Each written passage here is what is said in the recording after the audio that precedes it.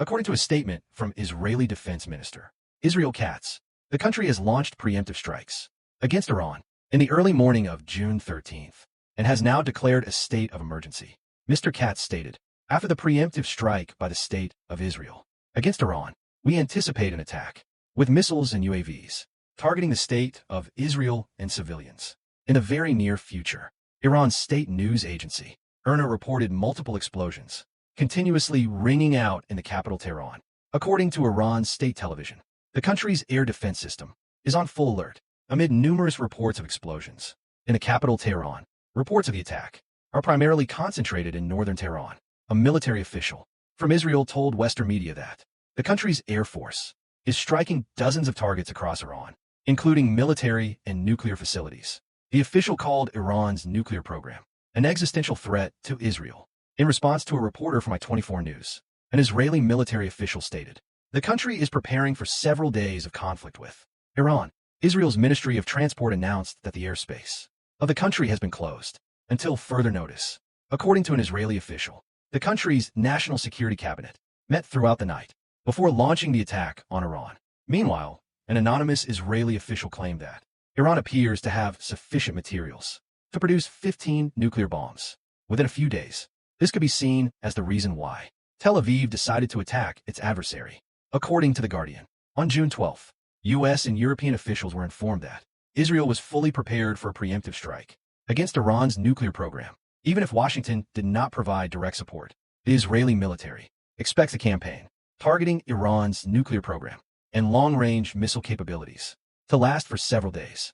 The Israel Defense Forces, IDF, is preparing for the possibility of facing heavy firepower from Iran in retaliation for tonight's airstrikes. Military officials stated, when the campaign concludes, there will no longer be a nuclear threat from Iran. An IDF representative emphasized, we are in a phase of strategic opportunities. We have reached a point of no return and have no other choice. At this moment, the Israeli military stated, they have completed the first phase of the airstrike campaign, including strikes on dozens of military targets, including nuclear targets, in various regions of Iran. The statement read, dozens of Air Force aircraft just completed the opening strike, with airstrikes targeting dozens of military targets, including nuclear targets, in various regions of Iran.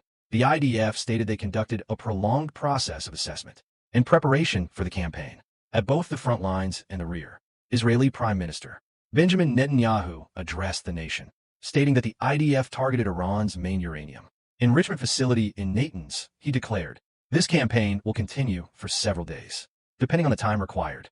We are at a decisive moment in Israel's history. Meanwhile, Iran has suspended all flights at Imam Khomeini International Airport. Iranian media reported several residential areas in Tehran were attacked, causing fires. Casualties have been recorded in some areas. In the U.S., media reported President Donald Trump convened an urgent cabinet meeting. According to Reuters, a U.S. official revealed that the U.S. military is planning for all contingencies that may arise in the Middle East, including the possibility of evacuating American citizens in case the conflict escalates. U.S. Secretary of State Marco Rubio stated, Israel conducted a unilateral action against Iran, while emphasizing that the U.S. did not participate in this campaign, and warned Tehran not to target Washington in retaliation. Mr. Rubio declared, our top priority is to protect U.S. forces in the region. Israel informed us that they deemed this action necessary for self-defense. He emphasized, President Trump and the administration have taken all necessary steps to protect U.S. forces and are maintaining close contact with regional partners.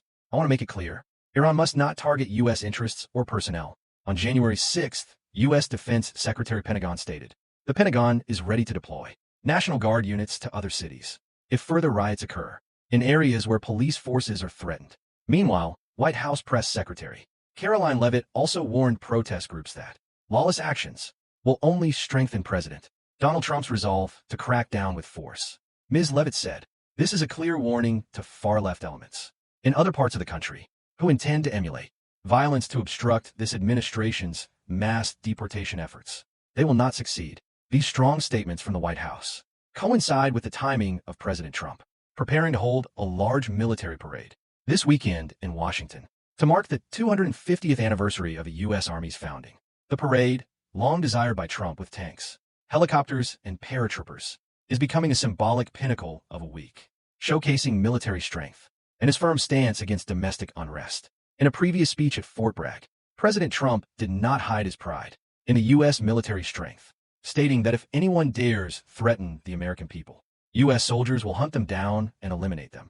The U.S. president even shocked many by stating he does not rule out using the Insurrection Act of 1807. Scholars and some politicians fear that the president's threat to use the military domestically to address protests could push the U.S.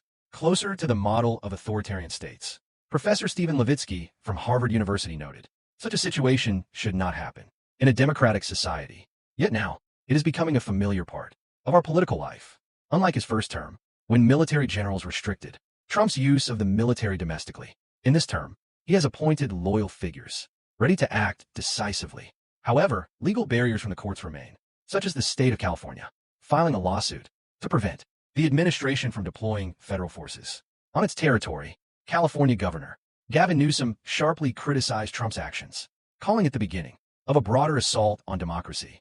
A moment we once feared has now arrived. Meanwhile, Texas Governor Greg Abbott announced the deployment of the National Guard in his state before planned protests, but denied that this action stemmed from pressure from Donald Trump. Some Republican-led states, like Georgia or Tennessee, have not yet planned to deploy the military, citing that local forces are capable of controlling the situation. Recently, NK News, citing a high-level source in Pyongyang, revealed North Korean diplomats in New York refused to accept a letter from President Donald Trump.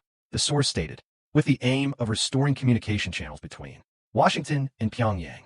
Despite multiple U.S. attempts to deliver it in person, the North Korean mission in New York still refused. According to Yonhap, on January 6th, White House Press Secretary Caroline Leavitt spoke out regarding this information.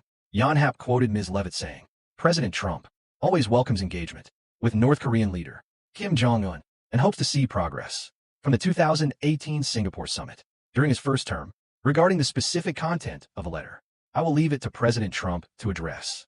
A U.S. State Department spokesperson also emphasized the agency declines to disclose information about potential diplomatic communication channels. Observers note, Trump's readiness to resume dialogue with Kim is a positive sign, but doubts remain about whether Pyongyang is willing to return to the negotiating table. Since returning to the White House in January this year, President Trump has repeatedly affirmed he will continue to engage with the North Korean leader, emphasizing that the two still maintain a good relationship. Trump also described Kim as a smart leader and recognized North Korea as a nuclear power and its nuclear capabilities. During his first term as president, Trump met Kim directly 3 times. The two sides also exchanged letters several times. On March 11th, according to Newsweek, a specialized U.S. Navy vessel capable of collecting critical data underwater was recently detected operating in the South China Sea. Specifically, a Newsweek map using open-source ship tracking data showed the USNS Victorious, a U.S. Navy ocean surveillance ship, has been operating in the South China Sea since at least May 22nd, when a ship was spotted in the Luzon Strait, the waterway connecting the South China Sea and the Philippine EC.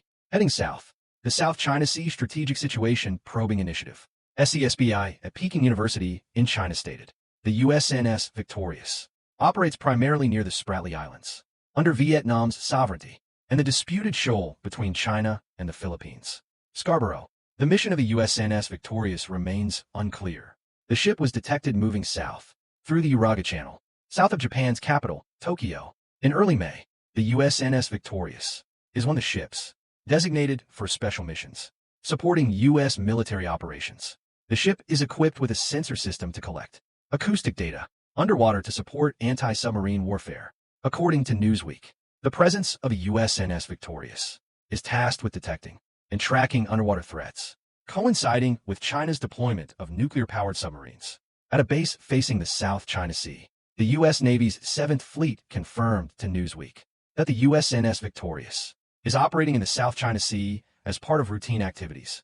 In a statement to Newsweek, the 7th Fleet emphasized the U.S. 7th Fleet operates daily to ensure security, freedom, and prosperity for the U.S. and its allies and partners.